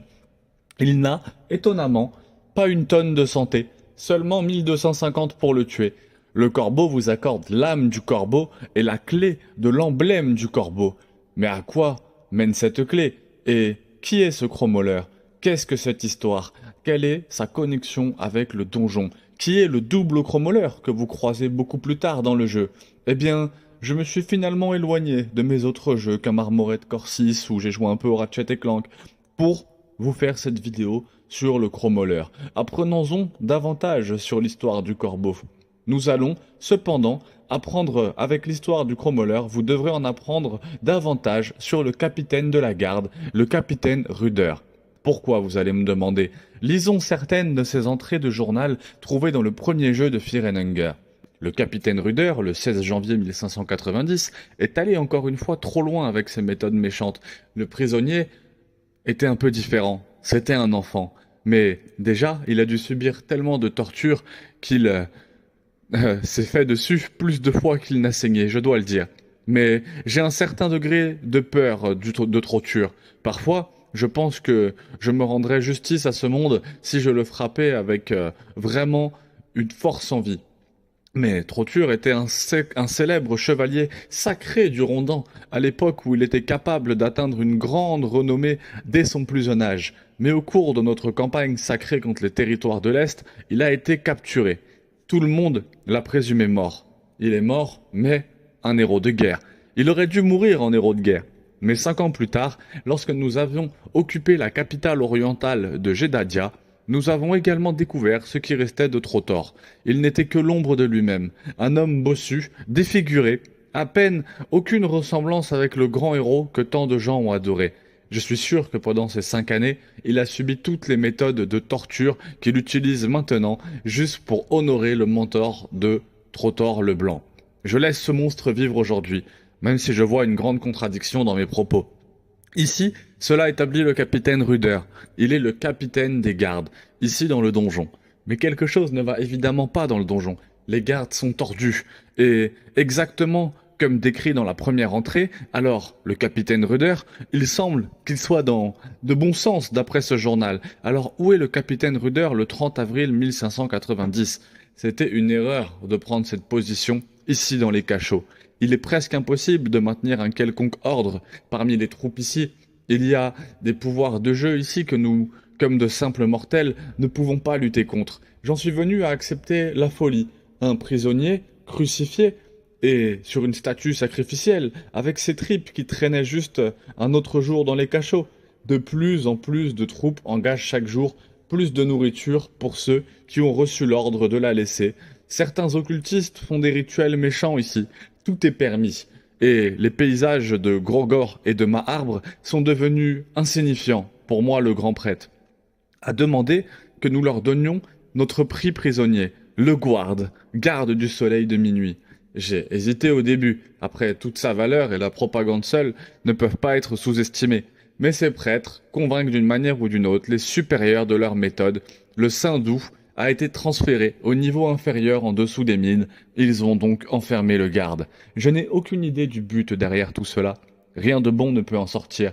Mais les ordres sont les ordres. Je me sens mal pour le pauvre homme, c'est évident. Le royaume de Ronan l'a poignardé dans le dos simplement parce qu'il était influencé à un rythme si rapide. Et maintenant son histoire se termine ici, souillée par certaines pratiques impies. Cette entrée de journal montre maintenant un peu à quoi ressemblent les donjons, même si cette histoire de Le Garde rappelle vraiment l'histoire de Griffith dans Berserk, vous le savez. Quelque chose ne va vraiment pas ici. Et une nuit qui semble normale, le capitaine sait que les gens deviennent fous et qu'il se passe beaucoup de choses sombres ici. Continuons. J'ai des rêves fiévreux depuis très longtemps maintenant. Dans les rêves, les motifs sur les murs sont la cause des corbeaux, les nuages tourbillonnants qu'ils hantent moi-même pendant mes heures d'éveil. Je n'ai pas eu un moment de tranquillité depuis des mois. J'ai presque l'impression que les rêves deviennent plus sauvages, à mesure que la folie dans ces donjons est de plus en plus forte. Je ne sais pas quel est le résultat. De quoi les rêves sont-ils venus avant la folie? Ou les rêves résultent du chaos qui s'ensuit? Tout ce que je vois semble me rappeler ces rêves, d'autres schémas du monde. Je jure que les intestins d'un prisonnier éventré hier ont pris la forme même. Mais quand j'essaye de décrire sa forme organique sans cesse renouvelée, des modèles pour les érudits sur ce même papier, je n'ai pas réussi à le faire. Comme un feu de joie avec des flammes s'étendant vers le ciel nocturne, sa forme est donc sans forme concrète. Ces formes sont dangereuses sans aucun doute, des effets comme ceux-ci sont beaucoup trop pour nous. Nous, les humains, devons comprendre que nous sommes l'incarnation de leur obsession. Donc, je le sais mieux que quiconque, je le sais mieux que peut-être que je suis le seul à être saint d'esprit, à reconnaître que c'est ma responsabilité de tout nettoyer une fois de plus. Les corbeaux qu'ils donnent leur testament d'après mes soupçons, je vais commencer la purge, je vais extirper la folie seulement. Je peux le faire maintenant, c'est logique. Le capitaine Rudmer a commencé à être exaspéré par l'obscurité dans ce donjon qui a commencé à se tordre au cours de ces 8 ou 9 mois. Ceci est plus que probablement causé par le dieu des profondeurs. Vous voyez, le dieu des profondeurs est le dieu perdu et oublié, ainsi que par les insectes comme les cafards, les oiseaux et les corbeaux. Vous voyez ce que je dis?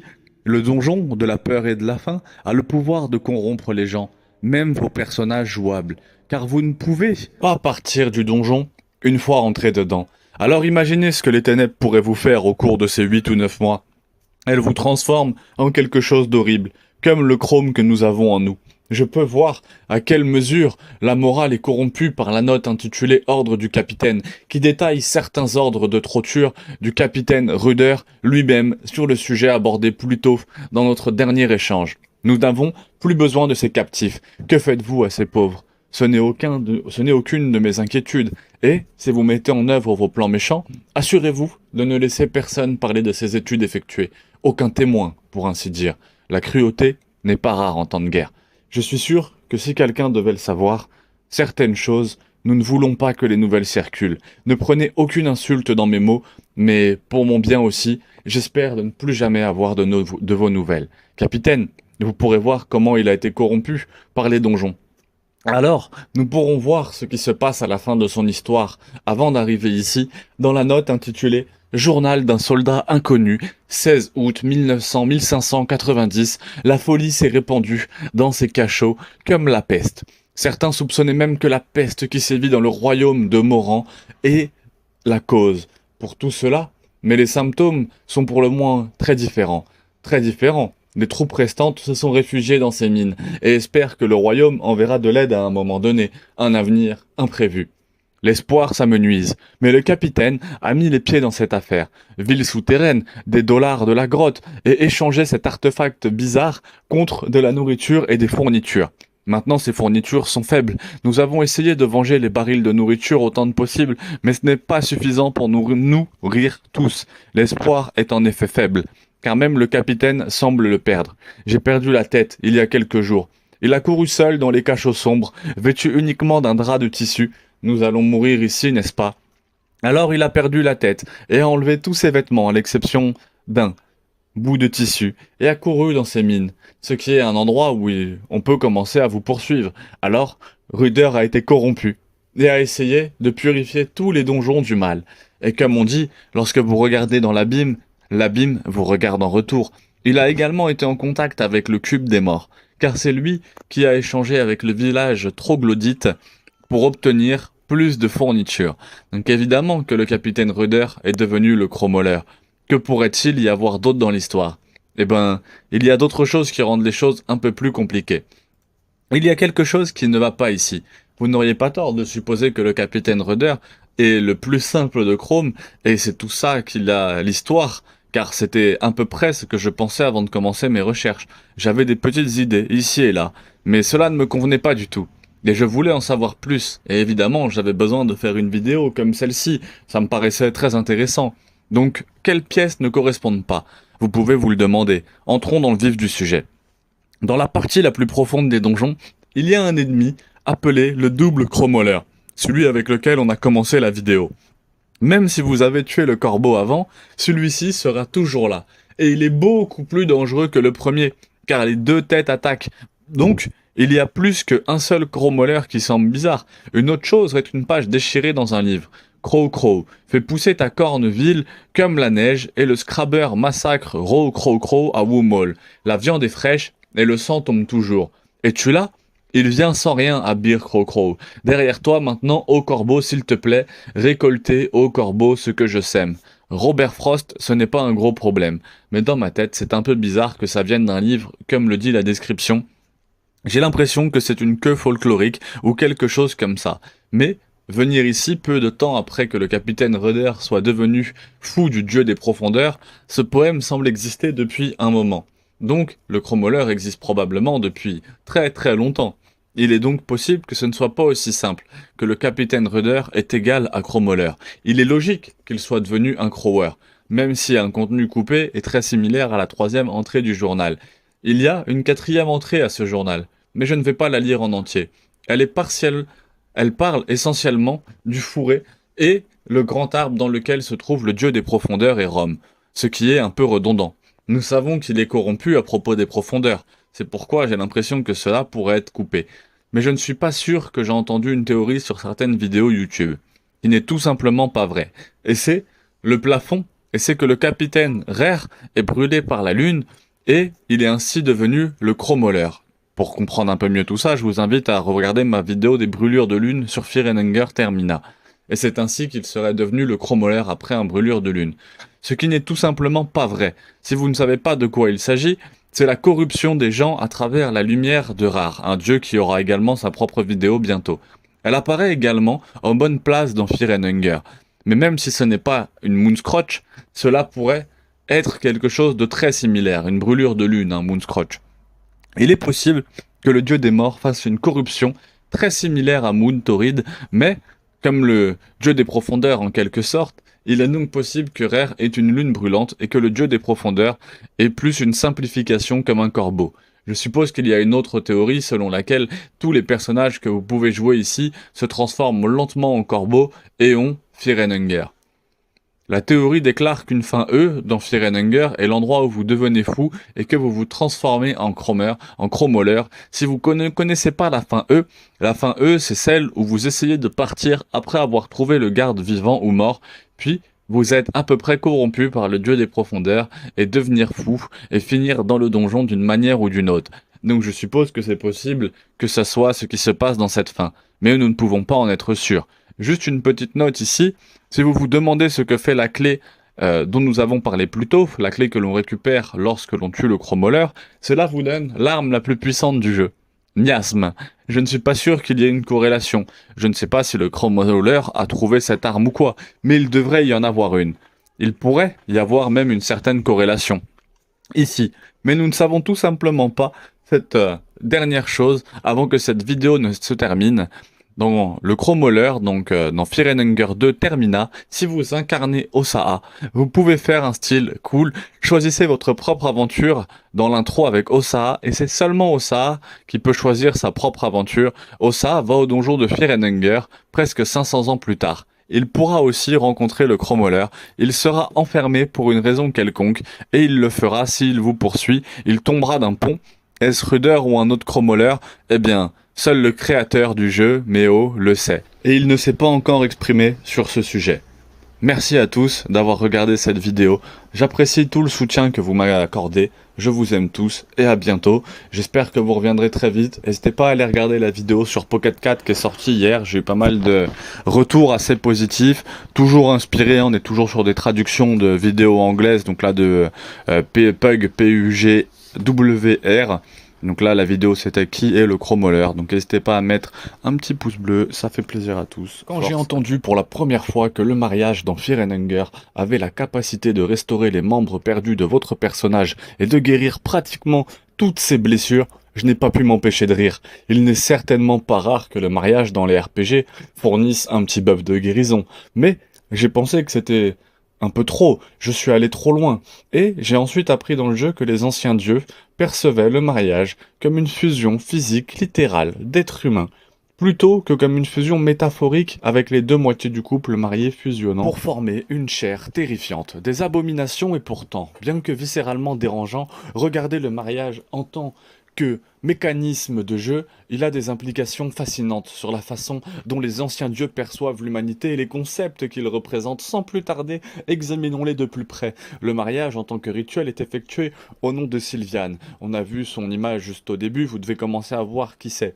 La déesse de la peur et de la faim et de l'amour. Donc la déesse de l'amour dans Fear and Hunger, de la fertilité, de la création, tandis que ce type de déesse peut nous paraître familier à première vue. Il convient de mentionner que chaque dieu dans Fear and Hunger est l'incarnation vivante des concepts qu'il représente et peut donc ne pas apparaître conformément aux qualités que nous associons à ces concepts. On considère traditionnellement les déesses de l'amour et de la fertilité comme des êtres maternels bienveillants et bienveillantes. Et, même si Sylviane aime quand même ces moments, elle l'est simultanément dans toutes ses formes les plus tordues. Sylviane est l'obsession et la luxure. Sylviane a une dévotion implacable et inébranlable. Sa définition d'une union aimante n'est pas intrinsèquement sain ou en guérison, n'ayant que peu, voire absolument rien à voir avec les soins mutuels et la camaraderie, et bien plus à voir avec l'éradication complète de ce qui était autrefois soi-même, car la destruction sylvienne ne s'oppose pas totalement avec la suppression ou à l'inhibition de la création. C'est la même chose nécessaire pour. C'est pour cette raison que Sylviane a trouvé son partenaire idéal en Grogoroth, la divinité de Fear and Hunger, qui est la divinité de la destruction et du chaos. Alors qu'au départ, nous supposerions que leurs royaumes sont fondamentalement opposés l'un des autres, mais en réalité pas tant que ça. Les études en volume sur les livres de Grogoroth déclarent que la destruction est considérée comme une partie de l'ordre naturel, la mort étant nécessaire pour du PvE, la voie de la croissance créant des forces de création et de destruction dans cet univers inextricablement liés. On ne peut pas exister sans que les autres fans ont souligné que Grogoroth est une entité qui, lorsque vous le rencontrez, est capable de vous déchirer pièce par pièce en vous infligeant les blessures qui vous obligent à utiliser le don de guérison de Madame Sylviane. Ici, la destruction alimente la création et la création provoque la destruction à son tour. C'est un cercle vertueux ou vicieux. Et, dans la manière dont ces concepts sont liés entre eux, les divinités qui incarnent ces concepts le sont également. Je pense qu'un exemple fantastique de cela réside dans les méthodes d'adoration que leurs cultes respectifs emploient pour lutter contre Fear and Hunger. Sylviane et Grogoroth sont vénérés par des cultistes connus simplement sous le nom de masques de lapin et de masques de loup, respectivement. Entre les deux, ce sont les masques de loup qui ont le plus traditionnellement les méthodes des cultes horribles, eux vénérant Grogoroth en consommant leur chair et celle de leur père. Mais cela étant dit, les masques de lapin, bien qu'ils soient considérablement moins violents physiquement, ne sont en aucun cas une alternative agréable, se livrant également à divers délices de la chair que les masques de lapin doivent vénérer Sylviane à travers des actes d'intimité physique qui en soi ne semblent pas si terribles, surtout si on les compare avec ceux du masque du loup. Mais les masques de lapin courent le risque de se perdre dans ce rituel, se condamnant potentiellement à passer le reste de leur jour comme un peu plus qu'un corps anonyme se tordant. Et pourtant, bien que ces rituels, très opposés l'un de l'autre et très exigeants, exigent un acte de violence ou un acte de tendresse, ils reflètent toutes les deux la relation entre la destruction et la création décrite précédemment par les masques de loups en dévorant des parties d'eux-mêmes et ceux qui les entourent. Ils se fournissent simultanément la nourriture dont ils ont besoin pour survivre dans le donjon, tandis que les lapins se masquent en s'engageant envers l'acte qui incite à la création de la vie humaine et qui agit exclusivement, simultanément, et perdent tout ce qui définit leur nom de personnalité unique, leur visage, et ainsi de suite à la fois. Gorgoroth et Sylviane sont vénérés à travers des actes de consommation. Les méthodes des cultes préférés de Gorgoroth sont les plus littérales possibles à cet égard. Nous percevons généralement la destruction comme une force motrice insatiable et dévorante. C'est assez vrai en plus. Mais les Sylvianes sont du sang plus abstrait. Et la magie des fleurs fournit un aperçu plus approfondi de cette idée de l'amour comme consommation, décrivant le mariage comme le fait de ne plus avoir à craindre de se séparer de ses proches, étant un véritable acte d'amour qui crée un bel unisson pour deux âmes, alors qu'en réalité, c'est l'éradication de soi. Cette définition est celle qui semble suggérer que Sylviane perçoit l'amour comme l'exercice d'un contrôle sur son abandon. À ses yeux, c'est physique, c'est destructeur, c'est l'incinération de tout ce qui était autrefois constitué. L'amour aux yeux de Sylviane est une intégration aveugle, quelque chose qui découle du désir est toujours présent de l'humanité de vivre, sur quelque chose découlant de l'attention mutuelle, des mariages de compagnie dont le jeu sont créés. Comme des tentatives de dernier recours pour survivre un petit peu, avec des personnages n'acceptant pas de se marier avec vous parce qu'ils reconnaissent le danger que représentent ces donjons, et préfèrent finalement une fraction d'eux-mêmes s'échappe plutôt que rien du tout. Aucun élément de romance. C'est un acte grossier, accompli dans ce que vous croyez être votre meilleur intérêt, suggérant que Sylviane peut percevoir l'amour comme quelque chose destiné à assurer la survie, plutôt que quelque chose qui signifie une véritable connexion. Cependant, il existe un autre angle potentiel sous lequel nous pouvons voir la perception de l'amour de Sylviane. Si nous prenons en compte l'histoire antérieure, avec l'humanité et son apparence physique, selon les traditions de Firenhanger, l'humanité a été créée lorsque Sylviane a demandé à un dieu, nommé Vitruvia, de construire un homme et une femme à son image. Sylviane tombant si profondément amoureux des résultats qu'elle a créé l'humanité. Mais il est très important de noter que Sylviane, en tant qu'entité physique, possédant à la fois des qualités masculine et féminine, ne peut se voir reflétée dans l'humanité qu'à travers des actes d'amour. C'est pourquoi montrer de l'amour est le plus grand acte de louange que vous puissiez lui offrir, car c'est la seule façon pour elle de voir l'image d'elle-même reflétée dans ses créations. Mais bien que créer un mariage soit le plus grand acte d'éloge que vous puissiez offrir à Sylviane, c'est en même temps un acte qu'elle rejettera et punira si elle perçoit le mariage comme peu sincère. Être considéré comme un reflet de Sylvia en elle-même, si vous tentez de déformer cette réflexion en incorporant une tierce personne, vous créerez un mariage abominable. C'est une créature qui a délibérément eu toutes les querelles qui pourraient l'identifier comme humaine. De plus, un mariage abominable n'est pas autorisé à participer au rituel du masque de lapin, l'empêchant définitivement de communier avec Sylviane. Cependant, un mariage abominable, bien que vraisemblablement honteux, est toujours fonctionnel. Ce qui suggère de déformer cette image n'est pas le plus grand péché que vous puissiez commettre aux yeux de Sylviane. Mais, si tel est le cas, alors quel est ce grand péché? C'est simple de vénérer une divinité rivale sur le même cercle que vous utilisez pour lui demander sa plus grande bénédiction. Bien qu'il soit le créateur de l'humanité, au moment où nous arrivons aux événements actuels de Firenhanger, Sylviane a grandi pour les détester. En réalisant ses créations, sont incapables de lui fournir des démonstrations de dévotion et d'amour dont elle aurait vraiment eu envie. Le rejet par l'humanité du mariage rituel, ce que Sylviane perçoit comme étant le plus grand cadeau possible qu'elle aurait pu leur offrir, l'a amené à développer une profonde rage et un profond ressentiment qui existe parallèlement à sa dévotion précédente, et même voir ces êtres exiger d'elle ce don après s'être explicitement engagé envers une autre divinité, la pousse probablement à ses limites absolues. Mais si vous l'adorez avant cela, elle sera capable d'écraser son ressentiment assez longtemps pour accorder sur vous sa bénédiction, aussi tordue que nous puissions la percevoir. Vous rétablissez désormais un corps qui reflète désormais son visage. Il convient en outre de noter qu'il existe un autre élément pour assurer le succès d'un mariage dans Firenhanger, à savoir qu'en tant que joueur, votre partenaire doit être un échec participant volontaire et s'assurer qu'il n'entraînera pas simplement l'échec du mariage. Cela signifie une mort instantanée pour le personnage qui a tenté d'initier de nombreux dieux anciens s'opposant à cette approche plutôt que simplement Sylviane et elle seule, suggérant de tenter de commettre un acte ici. C'est un affront direct à l'univers lui-même, aux anciens dieux, aux dieux qui étaient censés restaurer le pouvoir de l'humanité, qui ne semblent pas aussi bien le partager. Il y a 2 mariages ratés dont nous sommes témoins dans le jeu, mais un seul consiste en des personnages que nous connaissons, et c'est le mariage entre Sir Seymour et Buckman, tandis que la raison exacte de l'échec de leur mariage n'est jamais clarifiée.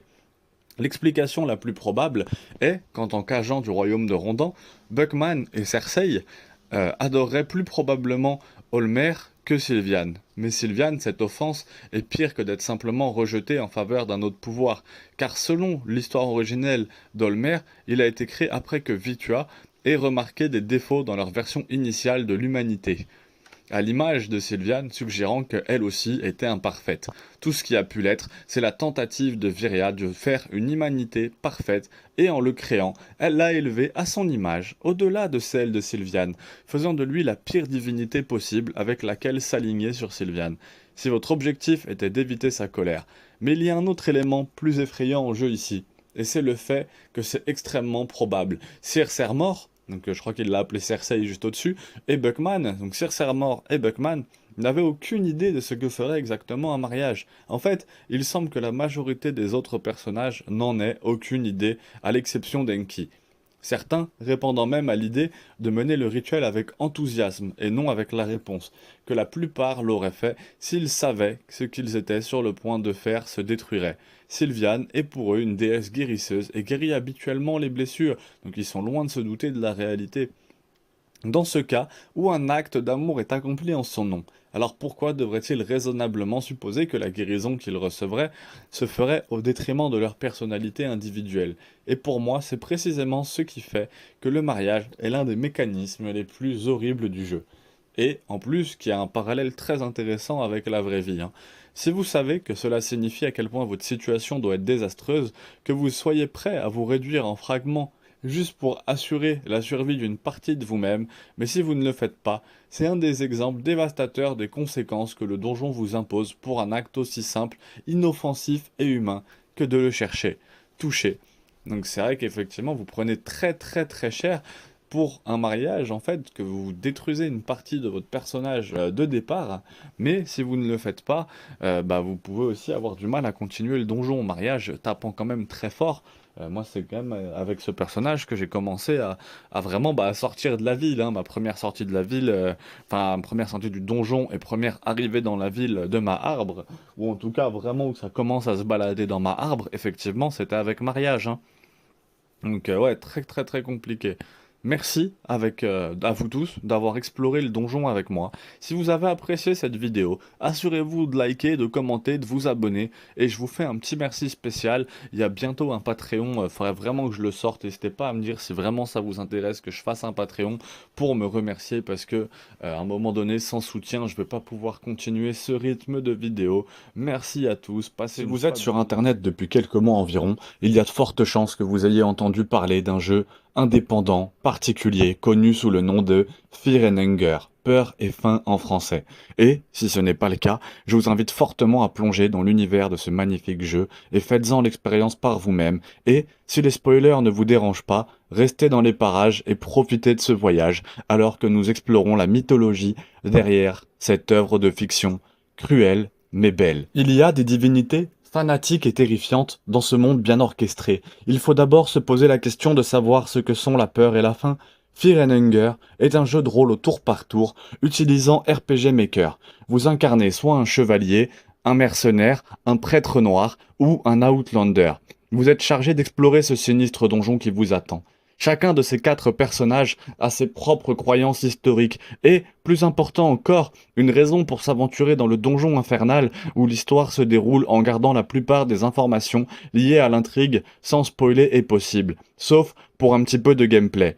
C'est à travers les descriptions des éléments de dialogue, et ainsi de suite, que nous apprenons qu'il se passe quelque chose de plus que surnaturel et qu'il existe un monde déjà très étrange. La source d'inspiration initiale que nous pouvons voir tout de suite, et l'inspiration esthétique aussi, globale et le ton du jeu, vient de Berserk. En voici quelques exemples. Un peu étranges. Mais ce n'est qu'à travers la description des éléments submentionnés que nous découvrons ensemble que cet univers a son propre ensemble de croyances religieuses. Pour essayer de garder les choses le moins soporifiques possible, nous parlerons des 3 sous-ensembles des dieux qui seraient les anciens dieux, les nouveaux dieux, les dieux ascensionnés. Maintenant, tandis que Fear and Hunger termina s'étend sur cette liste avec leurs propres ajouts, nous nous tiendrons uniquement à ceux mentionnés ou abordés dans le premier jeu. Avant de pouvoir approfondir, pour expliquer chaque dieu dans Fear and Hunger, il faut d'abord parler de sa patrie. C'est une chose courante qui est vraie pour la plupart des mythologies avec les Grecs. Ils avaient l'Olympe pour les Nordiques, ça serait Asgard. Et en Chine, ils ont le paradis, dans Fear and Hunger ce n'est pas le cas. Aussi différente que soit la demeure des dieux, la ville de Maarbre, on sait vraiment peu de choses sur cette ville ancienne, seulement qu'elle servait à l'origine de lieu de refuge pour les anciens dieux. Tout comme nos propres mondes, le monde de Fear and Hunger abrite différentes religions et croyances, plutôt que d'être unis sous une seule croyance fondamentale. La première d'entre elles que nous examinerons est celle des anciens dieux, considérés comme les vrais dieux originels. Ils représentent les concepts les plus basiques mais fondamentaux, qui composent le monde. Grogoroth, le dieu destructeur, est bien connu à la fois comme le dieu de la description et de la destruction et du sacrifice. Bien que sa présence oblige souvent à verser du sang en son nom, il n'est pas intrinsèquement mauvais, au contraire. La destruction est considérée comme une nécessité incarnant la mort et la fin elle-même par procuration. Cela s'étend également à Chaos. Le sacrifice de l'anarchie et la guerre, en tant que mort, sont la fin naturelle de toutes ces choses. C'est grâce à cela que la nouvelle vie peut s'épanouir, et que le cycle de croissance peut continuer. Il est largement admis que pour revivre et expérimenter le sentiment de peur, Grogoroth porte la chair et le corps d'hommes et de femmes dans le but de se déguiser parmi l'humanité. Après avoir vaincu ces traces, nous obtenons un aperçu plus approfondi du fossé entre l'humanité et les anciens dieux. Car il est expliqué comment les anciens dieux et les humains connaissent et ont quitté leur monde en raison de l'égoïsme de l'humanité et du désir d'utiliser les créateurs sans comprendre la pureté des motivations des dieux anciens.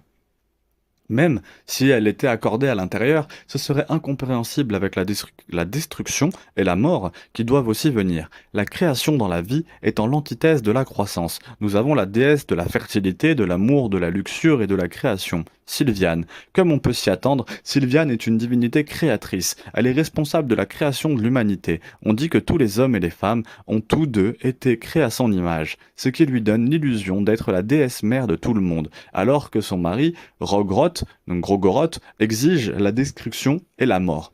Le seul désir de Sylviane est que l'humanité montre son amour les uns envers les autres. Il existe différentes manières d'interpréter ce souhait, car certains sont édictés par The Bidding of Flesh, un droit connu sous le nom de mariage. Contrairement au mariage que nous connaissons dans le monde réel, dans le monde de Fear and Hunger, se marier signifie s'unir pleinement, car d'autres interprétations du souhait de Sylviane le voient également. La vérité sur la raison pour laquelle elle a été explicitement abandonné l'humanité est inconnue, mais il existe quelques théories sur pourquoi malgré l'humanité faite à son image, l'humanité était incapable de l'aimer comme elle les avait aimés. L'amour était pour elle quelque chose de tordu et de bien plus physique, comme le mariage de la chair. Incertaine du moment où elle avait abandonné le monde, il est probable qu'elle fut la première des anciens dieux à partir, tandis que son mari suivit peu de temps après. Bien qu'il ne soit pas aussi répandu que les anciens dieux mentionnés précédemment, cela reste vital. Néanmoins, avec des actions entourées d'obscurité et rarement d'adeptes, il n'y a que des discussions épaisses concernant le dieu des profondeurs. Même parmi ces mots fragmentés, une chose est vraie, ils sont la raison principale pour laquelle les donjons évoluent constamment et la disposition change constamment face aux nouveaux arrivants dans le jeu, possédant le concept de répulsion et d'obscurité incontournable. C'est à travers l'un d'eux, de ses personnages principaux, l'Outlander, Ragda, que nous apprenons que les adorateurs de ce Dieu sont souvent abandonnés et oubliés, dépourvus de toute conscience de soi-même ou même d'un intellect modéré. Ils ne sont capables que d'accomplir leurs devoirs prédestinés dans le donjon, généralement des insectes. Il y a ceux qui sont complètement vendus à ce Dieu. Ils incluent les habitants des cavernes, des body snatchers et une poignée d'autres ennemis que vous pouvez rencontrer, contrairement à Grogoroth et à Sylviane qui ne s'attardent qu'à travers de faibles restes. Le Dieu des profondeurs est toujours présent et existe avec une véritable forme physique, avec plusieurs cœurs rassemblés tout au long du donjon, et même un visage se profilant devant le joueur. Le joueur devait d'ailleurs faire tout son possible pour détruire ces 3 cœurs. Les mâchoires de la divinité s'ouvrent instantanément et permettent au joueur de progresser. Dans ce dieu se trouve la clé de Maarbre, mais c'était connu sous le nom de Cube des Profondeurs. En se séparant de l'un de ses segments plus courts, le filou Mondgod Rare n'est mentionné que vaguement dans la première Firenenger, car ils sont plus répandus dans Firenenger Termina. Je ne parlerai que des informations données dans le premier jeu aujourd'hui. Étant un personnage mystérieux, mais pas aussi obscur que le dieu des profondeurs, Rare mérite sa propre vidéo qui va sortir bientôt, est l'un des rares dieux qui néglige et surveille encore de près l'humanité. Décrit comme une sorte de divinité jalouse, Rare pour tester l'idée de partager la divinité et le monde aux côtés de l'humanité en raison de la moquerie et de la fierté gonflée des humains, aux côtés de l'usurpation des anciens dieux. Il considère ses actions comme de la moquerie et a l'intention de débarrasser le monde de leur influence.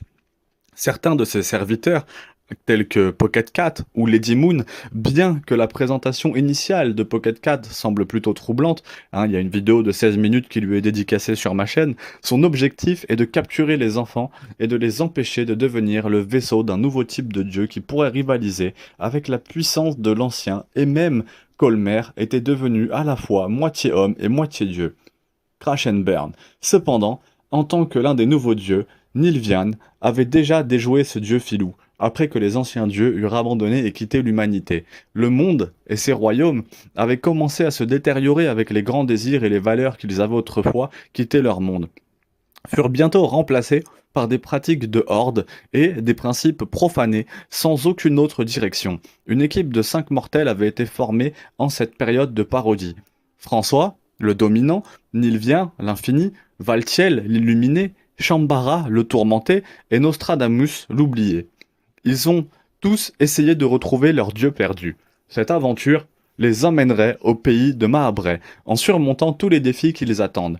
C'était le doute et la faiblesse de Nostromus qui avaient formé un fossé entre lui et les 4 membres restants. Après avoir marché en avant, détruisant l'héritage des anciens dieux, cette bande de mortels avait forgé un nouvel ordre mondial, NOM, un âge pour l'humanité où ils pouvaient décider de leur propre destin, et de leur destin en choisissant leur propre dieu à adorer. À la fin, c'est là que la communauté a accédé au rôle des nouveaux dieux. Individu égoïste, même après son ascension vers la divinité, François, détesté par beaucoup de ses frères, qui habitent la grande salle, bien qu'il souhaitait unifier les terres en temps de guerre, cela n'était que du carburant pour lui pour atteindre plus de force et s'installer dans le temple d'or. François sert à la fois le garde de cour pour ceux qui cherchent l'ascension, ainsi que de dirigeant de Maarbre, devenant un dieu extrêmement compétent. Lors de l'ascension de Valtiel, le but initial de Valtiel, ou plutôt son obsession, a été la création d'une vie artificielle, visant à l'origine à créer des êtres de la classe ouvrière. Contrairement à la plupart des gens dans lesquels il a réussi, les efforts croyant que créer la vie combleraient le fossé entre le nouveau et l'ancien, ainsi que débloquerait la véritable divinité. C'est l'envie qui a rapidement conduit à la chute de ses créations, la mise à l'épreuve de la pensée de ses créations lui survivant telles qu'elles avaient été initialement créées. Valtiel l'Éternel avait fixé une limite à leur durée de vie en créant ces ouvriers artificiels à partir de chair, afin qu'un jour ils puissent expirer. Il y a peu à dire sur Shambhara, le tourmenté. À l'origine poète, sa conviction fondamentale était qu'aucun grand art ne peut être réalisé sans douleur et souffrance, croyance qu'il continue d'exprimer même à travers son ascension, alors qu'il continue d'étendre sa douleur aux autres, bien qu'il ne soit pas l'un des 4 nouveaux dieux qui s'étaient lancés dans leur aventure de Maarbre, Nashara est là des rares nouveaux dieux nommés et explorés dans Firenenger. Étant un mage de sang compétent du sanctuaire oriental, il est le destin de la terreur autoproclamée de l'homme moderne précédent. Voltaï et les grandes bibliothèques. Finalement, il a été trahi par ses camarades des nouveaux dieux largement considérés comme un individu effronté et mal élevé. C'est peut-être une combinaison de cela, et ces fréquents actes de violence envers les autres qui ont conduit à cette décision. Mais c'est cette tradition qui poussera Nashara à chercher à se venger à ceux qui lui ont fait du tort. Contrairement aux nouveaux dieux précédents, qui ont mentionné qu'il y avait quelque chose de vraiment différent chez Nashra, c'est la prise de conscience que la divinité ne changerait rien, qu'elle aiderait seulement à répéter un cycle sans fin. Le dernier membre de la communauté à embarquer, un Nilvian, incarne le potentiel infini de l'humanité, car elle croit que tout peut être réalisé si on s'efforce suffisamment d'en être conscient, qu'un jour son erreur prendrait fin. Elle cherchait un moyen de faire avancer son héritage, pour s'assurer que son règne continuerait, même si elle n'était plus là pour en être. Témoin de première main, c'est alors qu'elle s'est adressée à l'homme de la prophétie, celui qui était capable de disparaître, d'unir les terres en guerre sans force. C'est avec cet homme qu'elle avait conçu leur enfant, qui a été considéré comme l'éventuelle lumière de l'humanité, contrairement au nouveau Dieu, et à son compagnon, s'intéresse peu au conflit, mais permet plutôt aux joueurs de voir les histoires de chaque personnage jouable.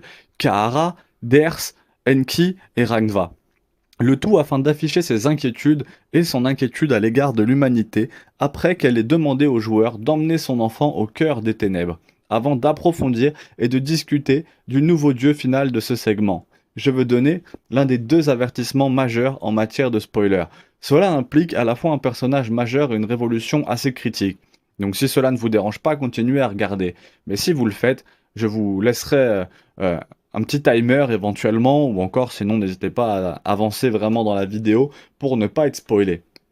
La concentration est la raison principale derrière Ders et l'aventure de Rangva dans ses donjons est le garde. Mais si vous regardez cette vidéo, vous avez sûrement regardé la vidéo Qui est le garde. Le garde est sans doute l'un des personnages les plus importants de ce jeu de fou. Pour atteindre la fin l'impliquant, le joueur doit atteindre sa cellule avant que les 30 minutes de jeu ne s'écoulent. Sinon, il sera trop tard et le garde aura été exécuté. Il est révélé que l'homme de la prophétie susmentionné n'était autre que le garde avec des histoires et des chansons écrites à son sujet, bien avant sa naissance. Même les nouveaux dieux ne connaissent pas son objectif, autre que celui d'être un grand parmi les grands, servant eux-mêmes les chefs des fils de minuit.